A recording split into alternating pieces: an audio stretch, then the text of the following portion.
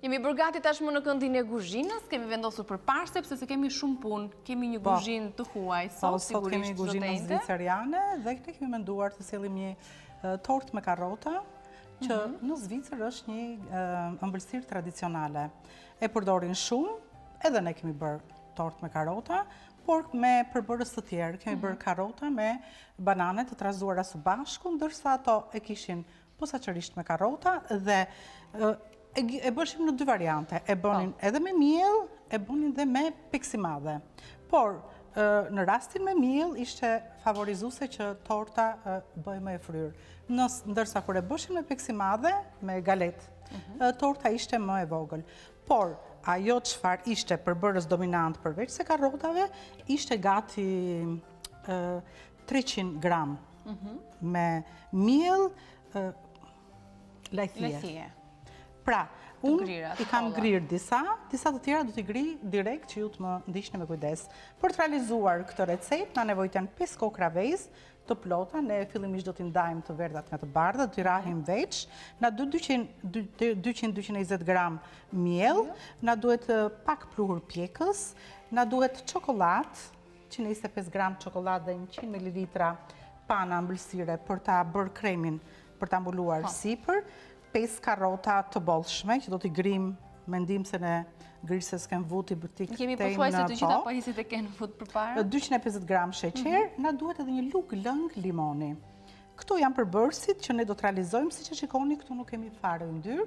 Yndyrë do na duhet vetëm shumë pak gjallë për të lyer anët e tavës, mbasi siç e shikoni, un kam marrë një tavunaz dhe kam shtruar një letër pjekje. Do ta vendos përsëri sipër, e mbyllim këtu dhe vetëm anët do t'i luajmë me pak gjallë dhe me pak miell siç bëjmë ne zakonisht që e trazojmë. Tani kam shumë nevojë për ndihmën tënde. Po sigurisht. Me çfarë ta filloj? Do të më grish karrotat. Karrotat, po. Dhe do të më kthesh, kështu e din veti, i kemi vënë, do të kemi shumë kujdes për vendosjen e thikës, do më thënë anës grirëses, kem vut. Nëse ne do t'a doshim me feta, do t'a vishim në këtë pozicion. Ne i duam në fije, ashtu si që dhe bëjmë lakër ndonjëherë për salat, dhe urdhro këtu, vazhdon Niki. Këtu tani unë, me njërë sa të parosh, do të ndaj të verdhat e vezëve nga të bardhat.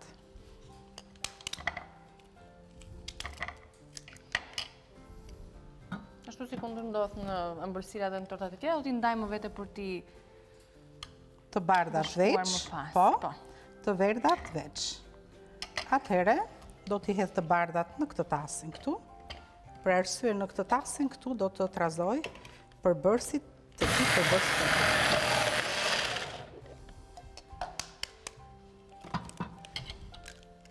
Vazhdoj me vezën e dytë. Vezët nuk duhet të jenë në frigorifer, por duhet të jenë në temperaturë ambienti.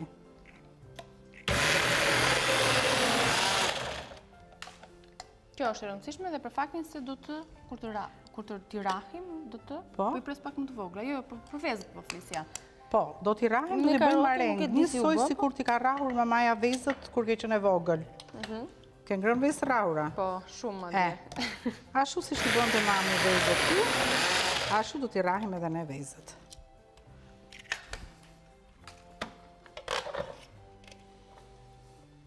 Tek vezët e verdha, do të hedhim sheqerin dhe do t'i rahim me mikser deri sa ato të fillojnë të ndryshojnë ngjyrën. E kemi bërë si zakonisht këtë, kur kemi bërë dhe kek të tjerë.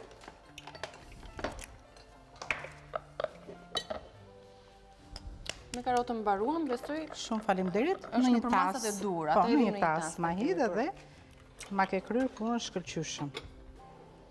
Ndryshe unë nuk do të mbaroja punë shpejt. Ja, nesërish na vjen në ndim kenwood, më pas me kenwoodin e vogël do të grim lajthit, besoj? Po. Radha? Po. Radha do të jetë me lajthit, ja i hedhim i bëjmë gati dhe lajthit këtu. Unë i kam grirë sa kam thënë, këtu mund të grim qep, këtu mund të grim mish, mund të grim shumë përbërës që na duhet t'i kthe edhe akull, po, që duhet i kthejmë në grimca të vogla, dhe ato grimcat sipas shijes. Unë po marrë këtë pjesën e sipërme, ku nuk është grirë fare. Sepse një pjesë e ka përfunduar zonja Vjosa, e ka grirë, po tani këtu bëjmë miell fare. Okej. Hedhim sheqerin tek vezët dhe vazhdo ti këtu, unë po vazhdoj këtë matan.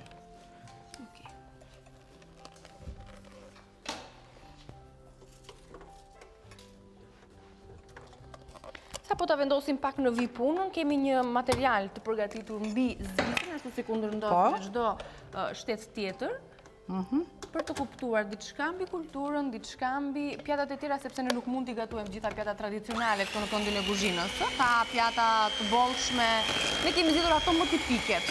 Patjetër. Me t'i përfunduar këto gjëra që duhen demonstruar pra nisat, do ta ndiqim dhe materialin.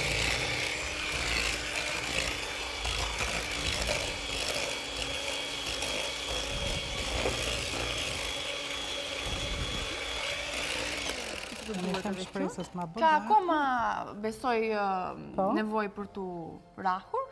Patjetër.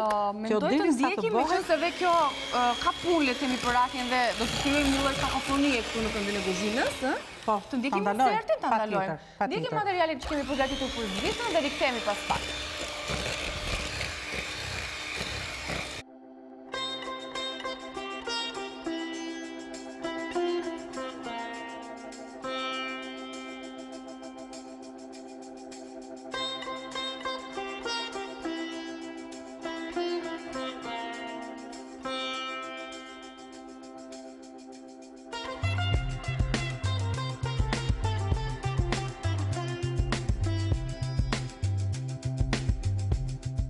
Zvicra, një nga vendet më të pasura në Europë, me çdo kënd të vendit që ndryshon në shije. Në jug perëndim gjendet Gjeneva dhe lagjet franceze. Në lindje gjendet qarku italian me Lacarnon dhe veriu i Zvicrës me një ndikim të fortë gjerman. Rajoni i veri qendror i vendit ka shumë për t'i ofruar çdo kujt që kërkon të njohë kulturën zviceriane. Zürich është vendi ideal për të eksploruar. Lucern është një nga vendet më të bukura të qyteteve mesjetare gotike zviceriane, ndërsa Berna, kryeqyteti i Zvicrës, është një qytet mjaft sharmant dhe mikpritës, me rrugë dhe kaldrobe, me dyqane të pafundme. Kuzhina zviceriane është një bashkim kulturash të ndryshme si ajo gjermane, franceze dhe italiane, e që ndryshon nga një kanton në tjetrin. Ndryshimet gjuhësore lidhen ngushtë edhe me traditat e ndryshme, të cilat influencojnë në gastronomi. Në Zvicrën frankofone mbizotëron ndikimi i kuzhinës franceze, në ato italiane mbizotëron tradita kulinare e Italisë, dhe në Zvicrën gjermanisht folse ajo gjermane.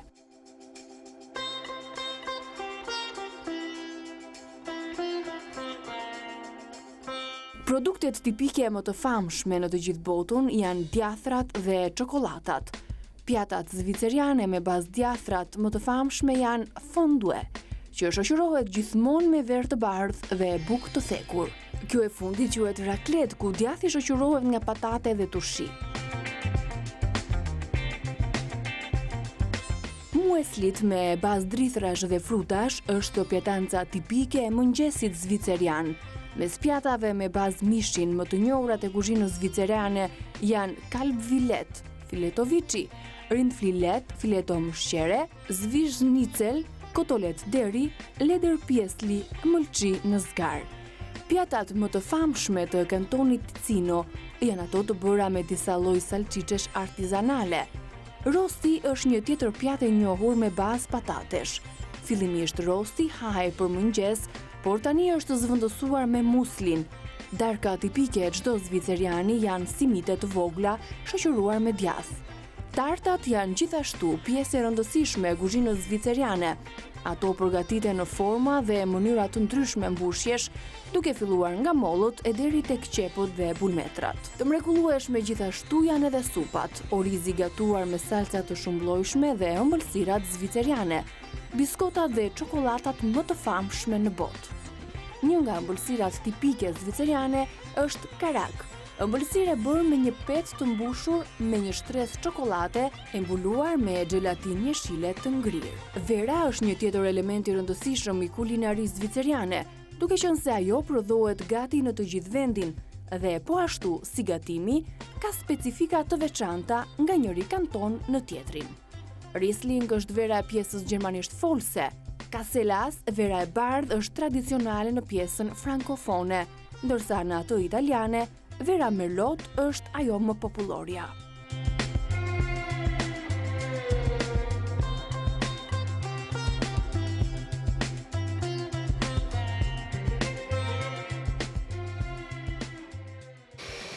Mirë, në këndin tonë të kuzhinës, vazhdojnë zhurma karakteristike e rrahjes së vezëve, kemi përfunduar besoj. Ndërkohë unë përfundova dhe rrahjen e marengës, e bëra marengën të fortë. Atëherë vazhdoj dhe një qik këtu pra kam trazuar, në njërin pas kam trazuar të verdhat bashkë me sheqerin, derisa ato ndryshuan ngjyrë.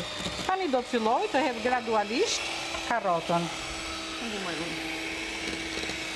Ja, një. E bëjmë fillimisht me xhiro të avashta, që mos spërkateni. Karrota është e pazjerë, vetëm e kemi qëruar, po, dhe duhet grirë hollë. Tani masa u kthye në një gjendje pak më të lëngshme, për arsye se karrota ka lagështirën e saj. Mbasi mbaruam këtë proces, do të fillojmë të hedhim lajthi të grira si miell. Pra, kemi përfunduar dhe me pjesën të tjetër. Po.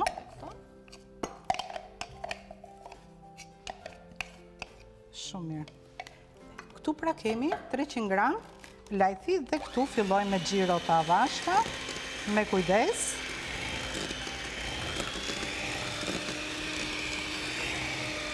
I bashkuam pra përbërësit vezët e verdhat e vezëve, sheqerin, karrotën dhe lajthin të kthyer në miell. Në miell, po.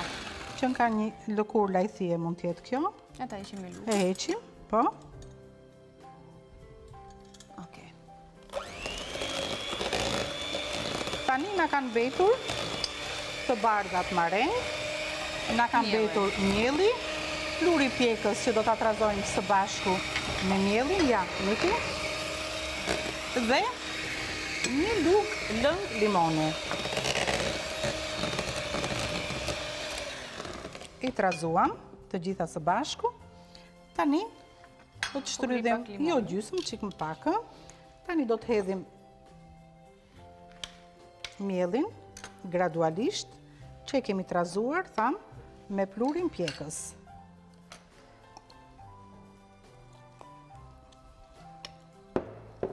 E trazojmë edhe këtë me mikser, me xhiro të avashta, jo me xhiro të shpejta.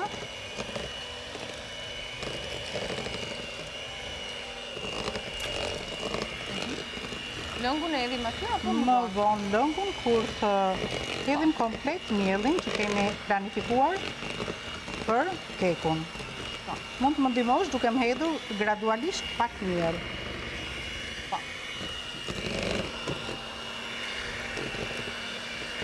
Tani këtu luan një rol të rëndësishëm, le të themi, në bashkimin e përbërësve të tjerë. Kur na duhet më trash ose më kemi 200 gram miell dhe ne e shohim tani varet nga madhësia e karrotave.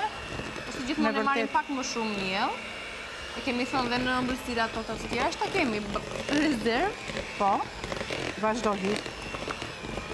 Vazhdo hit se për arsye ne do të hedhim edhe marengën e varë, dhe ajo përsëri do ta kthejmë në një gjendje më të lëngshme. Hidhe dhe atë tjetrin. Unë këtu kisha 200 gram. Pjesën e tepërt e kam vënë këtu poshtë. Okej. Që mund ta nxjerrja në çdo venime. Mund ta kemi sepse edhe mund na duhet. Po, edhe mund të na duhet. Por mendoj që do të jetë mjaftueshëm. Varet nga veza, gjithmonë e kemi thënë. Po, dhe nga vezët. Më vogël. Dhe vezët janë si masat e rrobave. Po. Janë small të voglat, medium dhe extra large. Po, në bazë të madhësive është dhe çmimi. Bravo. Atëherë, e mbaruam dhe këtë punë. Dhe tani vazhdojmë me spatula, duke hedhur gradualisht pjesën e marengës. Jo, më falë, do të hedhim këtu një lugë gjelle lëng limoni.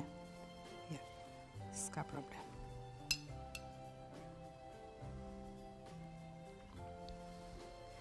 E trazojmë dhe lëngun e limonit.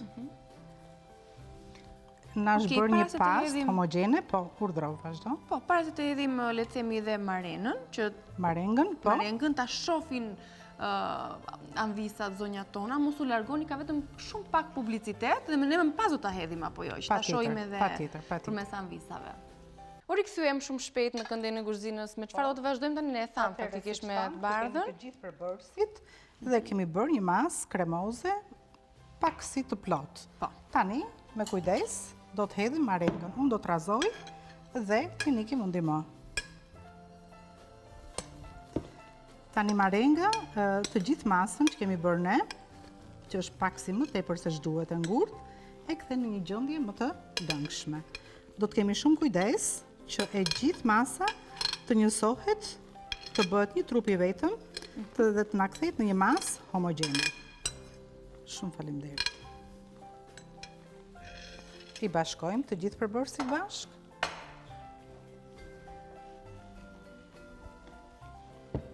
Dhe me njëherë, do të vendosim në një tavë, si që tash kemi shtruar letrën, dhe anët kemi lyer me pak gjallë dhe miell, që me njëherë ta kemi shumë të lehtë, për mos i prishur atë pjesën krokante. Është e rëndësishme kjo në fakt. Është shumë e rëndësishme, por nëse do të kishim i gatim një tart me perime, do ishte në një gjendje më të fortë dhe nuk ishte ndoshta fare nevoja ta bëshim këtë punë, për arsye se tava të blera tek Elegance Home na i realizojnë këtë.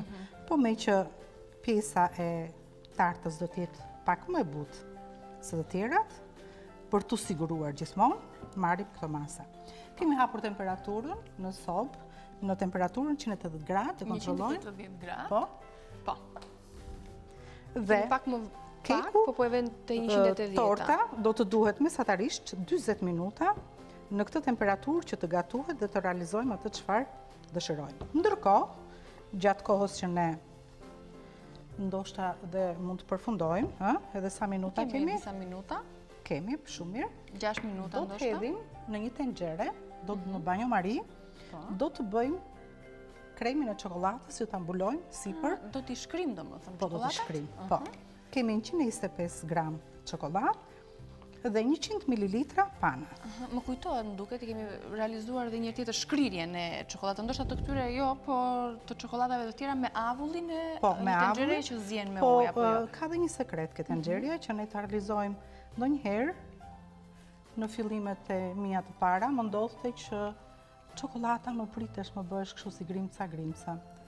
Dhe nuk e dija që ishte një marifet, edhe pse isha e bëja me banjomari, përsëri këtë proces pune, përsëri më ndodhte kjo.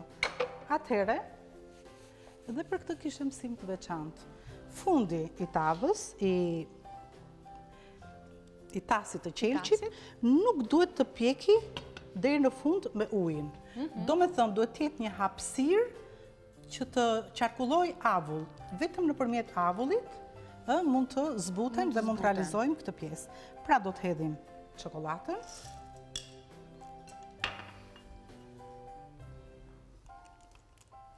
Bashkë me panën. Dhe këtu, duke i trazuar gradualisht, do t'i lëmë derisa ato të shkrihen dhe të bëhen një trup i vetëm.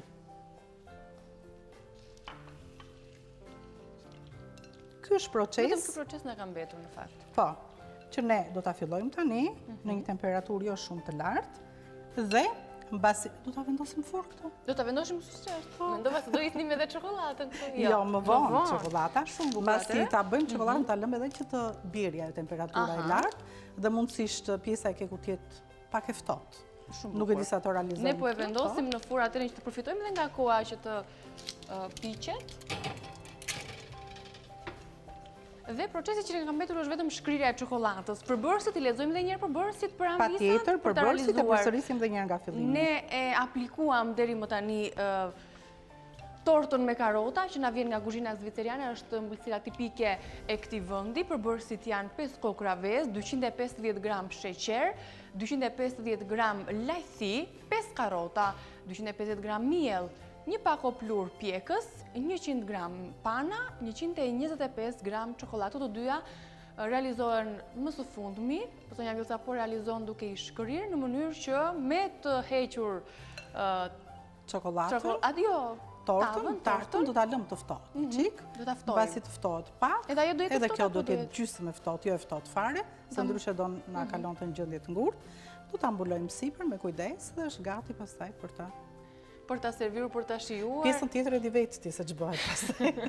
Po nuk mbetet asnjë grims këtu në këndin e kuzhinës. Sigurisht kuzhina zviceriane I do ëmbëlsirat në çdo vakt, ashtu si kundër folëm edhe për kuzhinën, edhe kuzhinat e tjera, kuzhinën austriake, në çdo vakt shoqërohet. Po, kanë ngjashmëri në fakt edhe kuzhinat, sidomos zviceriana ka shumë ngjashmëri dhe me kuzhinën gjermane. Po, marrin nga njëra tjetra, se janë në një rajon aty, po. Por e kisha fjalën tek ëmbëlsirat, në çdo të paktën në mëngjes, ashtu sikur ne folëm dhe për kuzhinën austriake, ato shoqërojnë kafen, çajin me një pjesë keku kryesisht. Zvicra kryesisht me këtë lloj tarte që përgatitet shumë lehtë në shtëpitë e familjeve zviceriane, pse jo e blejnë dhe të gatshme në ëmbëltore të ndryshme. Kanë edhe disa ushqime, ose le themi që nuk lidhen me ëmbëlsirat, por që janë kryesisht tradicionale, me bazë mishrash, salamrash, I përdorin shumë zvicerianët. Salamët I përdorin shumë. Zvicerianët vërtet është vendi ku bëhet çokolata, dhe çokolata zviceriane janë me namë në të gjithë botën, madje shumë të shijshme, po. Por çokolata vetë si bim nuk bëhet në Zvicër. Nuk është e importuar. Përveç çokoladave, zvicerianët kanë të famshëm edhe djathin. Edhe gatimet me djath janë shumë të përdorura tek këta, por ne në pjesën tjetër do vim një recetë tjetër që ato kishin nga më tradicionalet, që ndoshta ne ato përbërës I kemi bërë, po I kemi montuar të gjitha dhe kemi frulatuar dhe kemi kthyer në një supë. Ata nuk e kishin kështu, po e kishin ndryshe. Dhe ne na shijon apo s'na shijon do ta sillim sot në mënyrën e tyre. Po. Siç e gatuajnë dhe siç e han ata. Ndoshta për kuzhinën tonë mund të mos jetë e pranueshme, por për ata është e pranueshme. Shpeshherë kemi thënë na shijon s'na shijon, duke nisur që nga Çekia. Po. Me ato brumin e zier, do ta thoja unë, jo me knëdellat. Ose jo knedlikun, po atë brumin e zier. Megjithatë çdo popull ka kulturën e vet gastronomike, dhe ato mund mos pëlqejnë diçka nga kuzhina jonë, ose pavarësisht se kuzhina jonë nuk I ka shumë abstrakte, nuk I ka abstrakte receta. Ne kemi gjitha të mira. Patjetër që kemi të mira. Ndaj dhe turistët kërkojnë kuzhinën tradicionale shqiptare. Ka përfunduar tashmë shkrirja e çokoladës bashkë me panën. Dhe tani ne këtë, siç e shikoni, është bërë një masë kremoze, e shkëlqyer dhe e lëmuar. Është bërë si mëndafsh, e lëmë një, dhe do ta lëmë që të ftohet gradualisht. Unë nuk do ta heq që tani për arsye se kam kohë derisa të më piqet. Derisa të realizohet pjekja e tartës, I duhet I theksoj për të gjitha ambisat, sekreti I shkrirjes së çokoladës në mënyrë të njëtrajtshme dhe që ne ta realizojmë pa na u pjekur anët, siç më ka ndodhur mua personalisht, ndoshta juve jo shumë kohë më parë, atëre është kjo, që asnjëherë fundi I tasit që ne do të vendosim, mund të jetë një tas qelçi, po mund të jetë edhe një inoksi, nuk duhet të takoj me ujin poshtë. Domethënë duhet të jetë një hapësirë midis tyre, ku kjo hapësirë të jetë me avull dhe të shkrijë vetëm nëpërmjet temperaturës që krijon avulli. Atëherë mund ta realizojmë kremin e çokoladës në këtë formë. Ky është sekreti nëse doni të realizoni ndonjë ëmbëlsirë tjetër, jo vetëm tartën zviceriane, por çfarë do lloj ëmbëlsire ku baza është shkrirja e çokoladës. Mirë, ne do të ndalemi për publicitet, edicioni shkurtër informativ në News 24. Ju presim këtu në këndin e kuzhinës për t'ju prezantuar me një tjetër recetë zviceriane, ato më tradicionale nga zonja Vjollca. Kuzhina zviceriane ka zënë vend në këndin tonë të gatimit. Zonja Vjollca ka përgatitur, le të themi, recetën e parë, që është ajo e ëmbla, një tartë me karota dhe tashmë ju prezentoj me një recet tjetër tipike zviceriane kryesisht, me sa e kemi lexuar, e zonës frëngjisht folse zviceriane. Dhe nga më tradicionalet në këtë zonë ishte një gatim me presh dhe me patate. Të dyja përbërësit, patatja zëvënd, si që thamë, ashtu si ku ishin kënët dhe atë është dhe patatja. Preshët të prerë në rondele, jo më shumë se 1 centimetre. Po thuaj se si që gatuajmë në gjellën tonë tradicionale? Në gjellën tonë tradicionale, i bëjmë dhe kështu, po i bëjmë dhe një qikë më të gjata. Kështu që, ky është një gatim që ndoshta ne kemi prur këtu në studion tonë, por e kemi prur në formën e një krem pureje. Nëse do të kishim krem pure patate, do të kishim shumë pak presh dhe shumë patate. Nëse do të kishim krem pure me presh, atëherë do të kishim pak patate, sa për të lidhur, dhe shumë presh. Ndërsa ato pothuajse kanë një mas të barabartë, do të ndezim akoma, do dhe një qik, jo nuk duhet të përfundoj. Do të lëmë edhe pak atëre. Është tarta me karota. Këto e sillin në një formë ndryshe, e servirin, kështu si që është, në formën e një gjelle, pa salca fare. Përdorin salca, po përdorin salca të bardha, si që kanë pak mustardë dhe pak krem fresh ose ajka. Po. Por, atë çfarë ishte dominante në këtë dhe kryesore në këtë recet, që nuk e shoqëroshin me mish, po e shoqëroshin me sallam.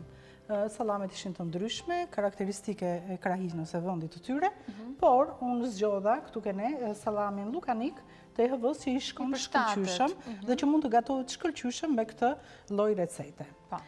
Sallamin nuk e skuqnin, gjë që ne shqiptarëve palana shijon kjo gjë, por e vendosni në ujë të nxehtë dhe i jepshin një valë deri tek 15 minutat. Mund të përdorshim thuati nga i salciçet e freskëta të EHV-s, por jo, ishte diçka e pjekur, domethënë sallam i gatshëm që mund të konsumohej dhe ashtu siç ishte. Dhe unë mendova që lukaniku mund t'i shkonte më tepër. Patate do t'i presnim në kubik jo shumë të mëdhenj, kubik të vegjël, dhe këto të gjithë këto përbërës do të montohen shumë thjesht, duke filluar në fillim me një kokër qep. Qepën t'a presim në kubik të vegjël. Do të hedhim pak vaj ulliri në tigan dhe më pas do të shtojmë në të qepën ku jo do t'a skuqim, madje disa prej tyre hedhin së bashku me preshin, por sa të bëhet qepa pak transparente.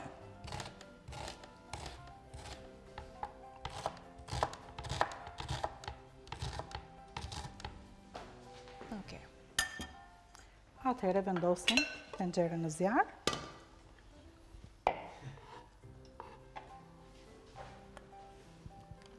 Hedhim 3 lugë gjelle vaj ulliri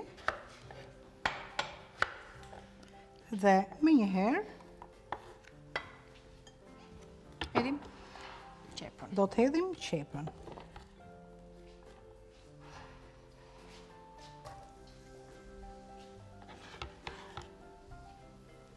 Ne kemi zgjedhur këtë recet tipike, po që shkon edhe me, le të themi, me periudhën e tanishme. Po. Perimet është diçka perimi stinës, pra e kaurdisim qepën, sa ajo të ndryshoj ngjyrë. Dhe me njëherë këtu në këtë tenxhere do të shtojmë preshët. Preshët do t'i kaurdisim derisa të ulet niveli i preshëve dhe të fillojnë të zbuten pak. Madje fillojnë dhe të shpërbohen këto rrathët, fillojnë dhe dalin nga njëri tjetri. Po ja të shohim. Qepët pastaj do t'i lëmë vetëm pak në një kohë më të gjatë, mbasi ta kaurdisim, do t'i hedhim ujë, sa ujë, derisa uji të barazohet bashkë me preshin.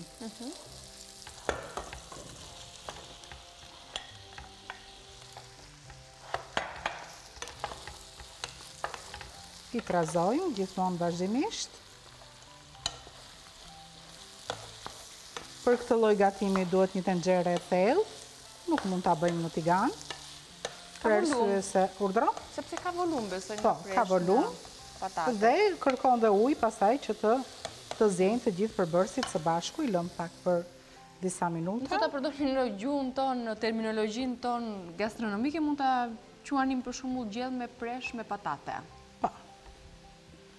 Kështu mund të quhesh. Një gjë tradicionale zviceriane, po që vjen si në kuzhinën tonë. Mirë, lukanikun do ta përdorim kështu thamë, pas kuqur. Po, të pas kuqur do ta vendosim lukanikun në ujë.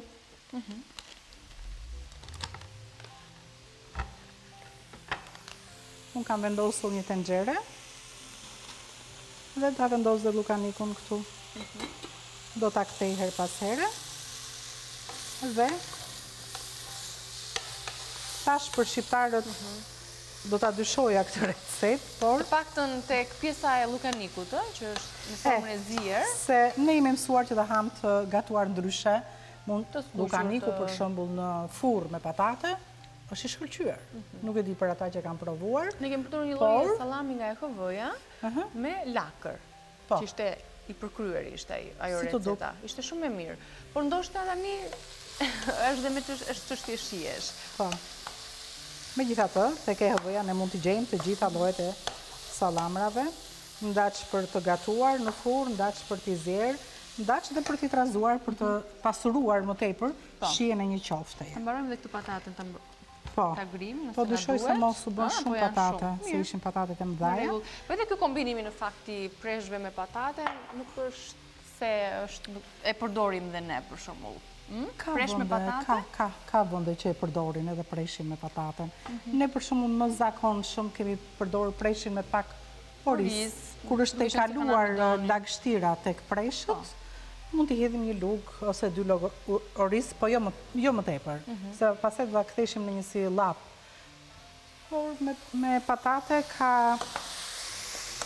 kam parë kur kam udhëtuar në Fusharës, kam ngrënë një gjell të tillë. Me presh me patate? Po. E çuditshme pas kam bëritur atë, mund të jetë një Mund mos jetë kjo, mund të jetë thjesht kombinimi një kuzhinjeri. Ja, shiko, preshët filluan tani të avullojnë një çik edhe, por akoma ka nevojë akoma. E rregullojmë një çik me krip. Ndërkohë po shohim pak çokoladë. I hedhim dhe pak krip, e shohim kështu. Të shohim kekun se mos e djegim. Kështu nga pamje e parë duket sikur është bërë, po është ajo prova tipike Po, e ëmbëlsirave dhe provën tipike brumrave që piqen me Ne të e shkopin e bëjmë provën kuzhinës. tipike. Ta marrim këtu, ta shohim një, Merre. derisa të vendosim gjellën në terezi. Ja, shikoni unazat e preshëve filluan, siç thash, të shpërbohen, edhe pak dhe arrim në këtë rezultat, duke i trazuar her pas here. Me njëherë, sa po preshi fillon të zbutet, fillon forma e tij të ndryshoj. Nuk do të hedhim patatet tani. Unë mund ta bëja, nëse do të bëja një gjellë vetë, unë mund t'i hidhja në këtë moment dhe patatet, t'i ka urdisja së bashku, sepse dhe patatja që të gatuhet dhe të ushqemi mirë, do 25 minuta.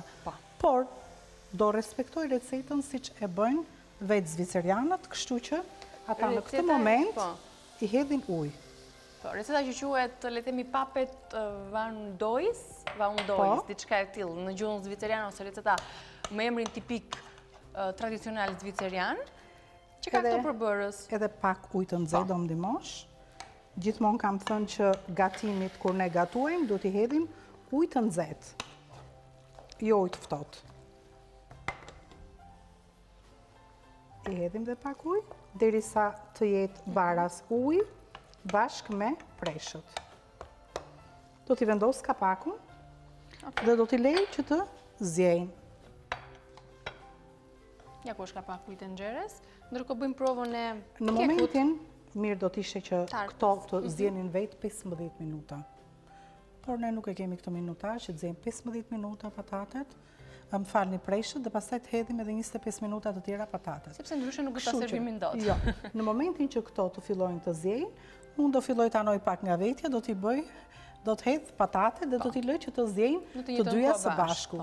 Në fund fare, do të hedh piperin e zi, një lugë mustard edhe kremin ajkën po. Të gjithash këto përbërës, ne i kemi realizuar në një supë pure. Më varet, thash, nëse kemi bërë puren me patate, kemi hedhur pak presh shumë patate, nëse është e kundërta supë me krem presh, atëherë kam hedhë pak patate dhe shumë presh. Unë në këtë moment, mbasi i kam zirë të gjitha, i kam frulatuar, kam bërë kremin dhe në fund do të hidhsha salsat e bardha. Tani do t'i zej të gjitha, kështu si që janë, dhe në fund fare përsëri do të. Dhe ngjyra e gjellës. Në shije, prafërsisht do t'jetë si ato që kemi bërë ne, por supa. Por këtë pjesën e salamit e ka ekstra. Nuk ka, le të themi, ngjyra të kuqe, siç përdoren zakonisht tradicionalisht në gjellë të ndryshme, është e bardhë si ngjyrë. Po. Mirë, tarta. Ndërkohë, hidhemi ke tarta. E bëjmë provën. Dhe si që shikojmë, tarta ka përfunduar. E hapim. Ja, i kemi këtu. I ke aty, okej. Edhe me njëherë pjesa e sipërme na del shumë lehtë. Dhe tani do të marrim që mos të jetë në nxehtësinë e tepsisë poshtë. Do të marrim një zgar. Do ta servirim tek kjo e bukur? Atë ajo e bukur, po fillimisht ne do t'i hedhim çokoladën në një kohë pak më të vonshme. Të ftohet edhe pak. Të pak, se është e nxehtë. Dhe do t'a vëmë tek kjo zgara. Çokolata të rjedhi. Sepse do ta hedhim kështu sipër dhe ajo do rridh në anët e saj. Tani që të ndihmojmë veten të ftohet një çik sa më shpejt. Po e zbërthejmë pak. Po. E largojmë. Është e nxehtë dhe nuk është thjesht.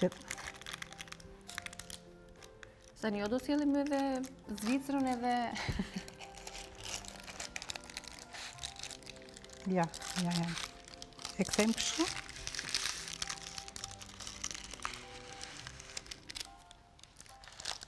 Shumë bukur ide, mirë kjo. Vetëm se na duhesh edhe një e tretë ndoshta këtej. Edhe një e tretë? Kemi një e tretë, besoj se po këtu. Jo, s'duhet e treta fare. Ule, letrën. Vetëm qoftë se kam futur unë poshtë letrës, jo. Kam përshtypje se po. Ka qenë dhe e nxehtë faktikisht dhe letra ishte zbutur më shumë, kështu që... Shumë bukur. E lëm që të ftohet edhe një qik, se që të na mbetet çokolata, jo që me njëherë çokolata sa të hidhet këtu, të na... Okej, letra me qenë se e mbante më shumë nxehtësinë, po e lëm e hoqëm në mënyrë që të ftohet më shpejt. Dhe ta përfundojmë. Thjesht vetëm çokolata i ka mbetur. Ne kemi realizuar në pjesën e parë në fakt tartën dhe kemi pak minuta kohë për ta shpjeguar ndoshta derisa të vëmë, filluan të zjejnë ato, nuk na mjafton koha. I trazojmë edhe pastaj merremi përsëri me tartën. Okej, kam filluar të zbuten, ndoshta... Po, edhe një qik duan. Po. I lëm dhe 2-3 minuta. Po i lëm. Ne këto gjellët, nuk e di, ne shqiptarve këto gjellët pa salca, pa të trashur, pa të rregulluar sikur e. Ajo duhet të zjej derisa të iki komplet lëngu. Nuk është se do të jetë një gjellë me lëng. Mirë po mendoj që preshi në këtë moment nxjerr lëngun e tij. Se dhe preshi është i pasur me ujë, do nxjerrë lëngun e tij të valoj dhe një çik mirë dhe pastaj patatet që do të hedhim ne me njëherë do të thithin lagështirën që është në tenxhere. Dhe mendoj se pastaj do të mbetet diçka e trash presh me patate. Edhe salcat sipër që do jem, bullukaniku do jetë besoj në anë, i zier. Po, sigurisht. Unë tani po e hedh edhe pataten. Okej.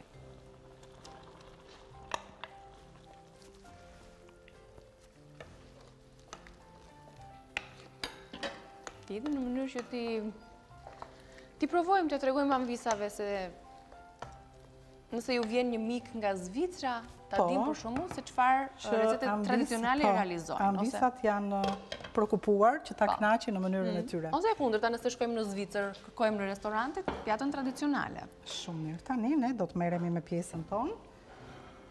Marrim çik çokoladë. Këtë e largojmë besoj.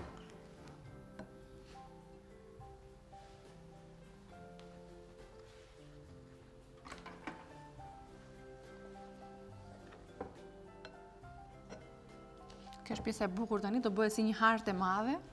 Nuk del besoj se arta e Zvicrës.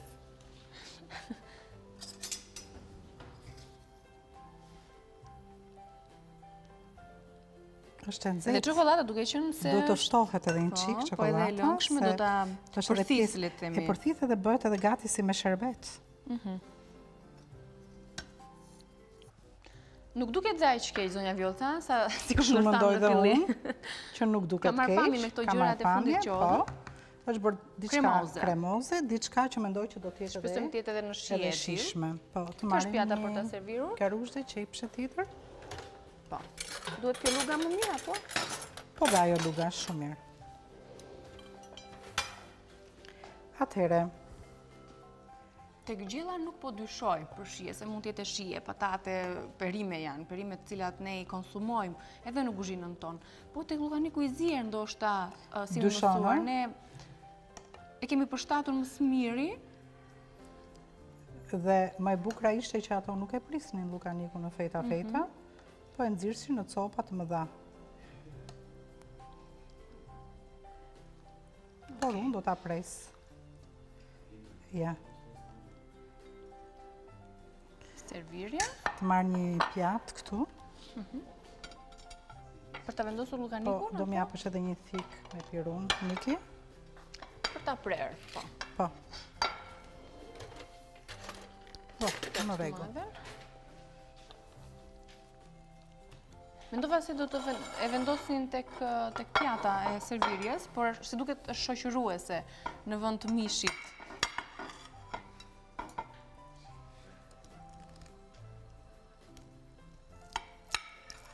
Edhe buka ndoshta mund të mos konsumohet, duke qenë se që ka këtu. Në rregull jemi. Okej.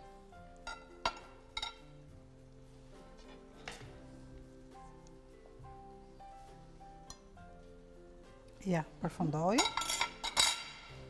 E përfunduam një pjatë. Papet vaundojës.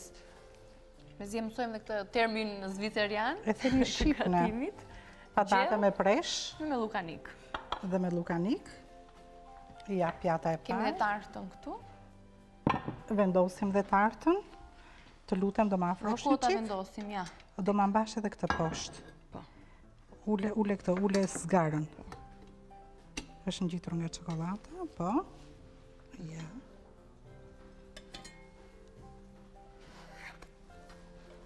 Atëherë, të dyja mund të jenë të shishme, por nga të dyja gatimet zviceriane do zgjidhja tartën. Ti ke fatin ta provosh tartën në moment. Okej, sepse ajo tjetra është më e nxehtë. Ja ti vendosim në qendër, duke i parë dhe angisat tona.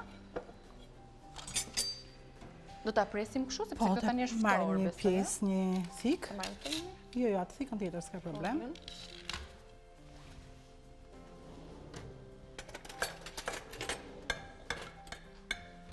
Dhe çfarë ka brenda? Karotat, lajthit të gurira holl, lajthit të kthyera në miell. Në miell, po, tamam në miell. Një lloj tarte ne kemi sjell në fakt tarta të ndryshme në këndin e kuzhinës. Kjo ishte një lloj tjetër zviceriane, duke ndë ja, karotat. Ja, kur është kthehemi dhe këtë tjetrën. Mund të marrësh një thikë e ti tregosha visave. Shiko, duke në ngjyrat patjetër, duke në ngjyrat e karotës dhe nuk mund të vetëm mielli lajthive nuk mund të bjerë në sy sepse ishte miell. Po. Shija do ta themi tani shijen. Zviceriane, nuk e di si ta themi në gjuhën zviceriane, po ka dhe fryngjisht edhe tortë me karota dhe me çokoladë. Si është? Tarta më e mirë deri tani. Sa vjen dhe më e mirë përmirësohet tarta. Sa kënaqe mund kur të pëlqen ty.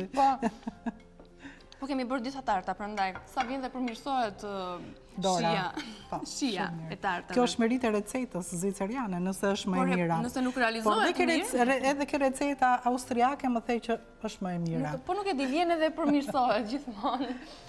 Të falenderoj shumë. Dgjoj, kjo më shijoi shumë e vërtetë. Përmendim edhe një herë për anvisat se si realizuam këtë lloj tarte, sepse çokoladën paka shumë e shpjeguar. Atëherë për të realizuar këtë tartë në nevojiten kryesisht 5 kokra vezë, 5 karota, 250 gram miell, 250 gram sheqer, yndyr abspak. Na duhet pak pluhur pjekës, na duhet një lugë lëng limoni dhe kaq. Më falni, harrova të them atë më kryesoren, 300 gram lajthi. Po. Fillimisht do bëjmë gjithë përbërësit gati. Do të marrim lajthit dhe do t'i aty ku grim qepën, te grirësja kem vut, i kthejmë të gjitha lajthit në miell. Sa më holl të jenë grir ato, aq më mirë do t'jetë. I vendosim përpara. Përsëri ke grirësja kem vut ku ne mund të presim dhe feta dhe grim karrotën apo kungujt përbërës të tjerë. Aty e marrim karrotën dhe e kthejmë njësoj si kur e përdorim atë për sallatra kur e trazojmë me lakër. E grim dhe karrotën, i lëm të gjithë përbërësit. Fillimisht do ndajmë vezët, të bardhat veç, të verdhat veç. Tek vezët e verdha, edhe një gjë tjetër. Vezët nuk duhet vendosen në frigorifer, duhet jenë në temperaturë ambienti, ashtu siç themi ndonjëherë dhe për gjalpin, kur gatuajmë, të jetë në temperaturë ambienti. Tek të verdhat e vezëve do të hedhim 250 gram sheqer dhe përsëri me rrahsen e vezëve kem vut do t'i kthejmë ato në një krem. Me njëherë e dallojmë, kur ato të fillojnë të njësohen dhe të bëhen homogjene me njëra tjetrën, ndryshojnë ngjyrë. Nuk është më veza e verdhë, fillon e zbardhet. Këtu ke veza, me njëherë do të hedhim të gjitha karotat që grim. I trazojmë përsëri me grirësen, me rrahsen e vezëve. Ç'ndodh? Aty nëse ishte një masë viskoze, një masë kremoze, me të hedhur në karotat, lëngu i karotave e bën e kthen në një gjendje më të lëngshme. U bashkuan të gjitha së bashku, do të hedhim më pas lajthit të grira dhe të kthyera në miell. I trazojmë bashk, përsëri ngurtësohet. Ndërkohë, ne kemi rrahur dhe vezët e bardha veç në një tas tjetër me 2 kokra krip dhe i kthejmë në mareng pa sheqer. Vetëm të jetë e rrahur fort që po të kthejmë në tasin e bardha e vezës të mos bjeri. Këtu mbasi hodhëm dhe miellin e lajthive, do të hedhim miellin që do të përdorim ne, duke trazuar fillimisht aty në tasin e miellit me një lugë pluhur pjekës. I bashkojmë të gjitha së bashku dhe përsëri ajo bëhet akoma dhe më e ngurtë. Në këtë moment do të hedhim pak nga pak të bardhat e vezëve që përsëri do të na i kthejnë në gjendje më të lëngshme, domethënë të jetë një fëmijë duket sikur po luan, Mirë po syri janë visave, duhet i dalloj këto derisa përfitojmë një masë kremoze, do ta vendosim në një Pyrex deshtash, në një tavë unaz, ku kemi shtruar një letër pjekje dhe anët i kemi lyer me gjalp dhe me pak miell. Vendosim dhe e pjekim për 40 minuta. Siç e shikoni, bëjmë provën me një stikadent ose me një maj luge, me një maj piruni ose thike, ose më mirë me një shkop ku ne vendosim të bëjmë shish kebabët. Atëherë, duhen të dyja në gjendje të ftohtë. Mirë është akoma keku ose torta këtu është ngrohtë. Në një enë të qelçit do të vendosim poshtë ose në një enë inoksi, do të vendosim një tenxhere poshtë me ujë. Asnjëherë vlimi i ujit nuk duhet të bashkohet, nuk duhet të ketë kontakt me fundin e tasit të qelçit ose tasit të inoksit. Këtu do të hedhim 100 ml pana dhe 125 ose dhe 150, s'ka problem, varet se sa të trashe doni ju çokoladën, çokoladë 70% çokoladë. Të dyja këto së bashku do të shkrinë dhe në momentin që do të shkrinë do t'i lëmë njanë derisa ajo të jetë pothuajse e vakur. Dhe nëse torta që poqëm do të jetë e ftohtë dhe çokolata e vakur, akoma më tepër çokolata do ketë pamje më të trashë. E lëm të ftohet dhe pastaj pjesa tjetër takon ty Niki dhe çunave që mua më takoi dhe anvisave dhe teleshikuesve që ndoqën tashmëtarë të realizuar. Faleminderit shumë për të dyja recetat dhe për shpjegimet shumë të thjeshta, të kuptueshme. Faleminderit nga ty, Niki. Për anvisat dhe për ata që na ndjekin dhe që kanë qef gatimin. Të drejtën më kanë ndihmuar shumë. Faleminderit dhe ju që na keni ndjekur. Mos harroni recetat e zonjës Vjollca, ti lexoni në balkano.com dhe të gatuani duke klikuar në YouTube Këndi i Kuzhinës, Vila 24, të gjitha videot e gatimit këtu në Këndin e Kuzhinës, i hedhim aty për t'ju ardhur juve në ndihmë. Mos harroni të na ndiqni nesër në orën 9 në Drek Pakollare. Ju presim. Mirupafshim.